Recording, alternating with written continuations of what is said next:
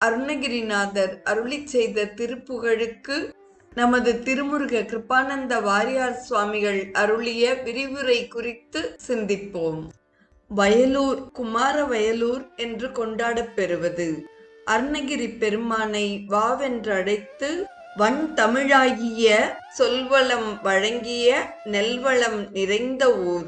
சொற்றமிழ் பாடு என்று சுந்தரருக்கு ஐமுக சிவன் ஆணையிட்டது போல் மயில், கடப்பமலர், வேல், கோழிக்கொடி, திருவடி, பன்னிரு தோள், வயலூர் இந்த ஏழையும் வைத்து திருப்புகழ் பாடு என்று அருணகிரி பெருமானை ஆணையிட்டு ஆறுமுக சிவன் அமர்ந்து அருளும் திருத்தலம்.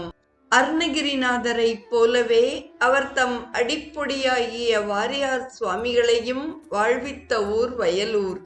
1933 தல யாத்திரை சென்ற வாரியார் சுவாமிகள் அர்ச்சகர் தட்டில் எட்டனா தந்த விவரத்தை கோவில் தர்மகர்த்தா கனவில், எட்டனா பெற்ற நீ எட்டனாவில் கோவில் எழுப்பி விடுவாயோ என்று முருகப்பெருமான் கேட்க, தகவல் அறிந்த தர்மகர்த்தா அந்த எட்டனாவை திருப்பி வாரியார் சுவாமிக்கே அனுப்பி வாரியார் சுவாமிகளை கொண்டு திருப்பணி செய்வித்த அற்புதம் நிகழ்ந்த ஊர்.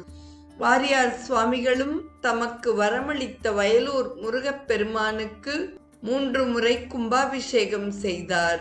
சந்தம் சொந்தம் கொண்டாடும் திருப்புகழுக்கு இனிமையும் எளிமையும் இணைந்து நிற்கும் வண்ணம் உரை கண்டிருக்கிறார் நம் சுவாமிகள்.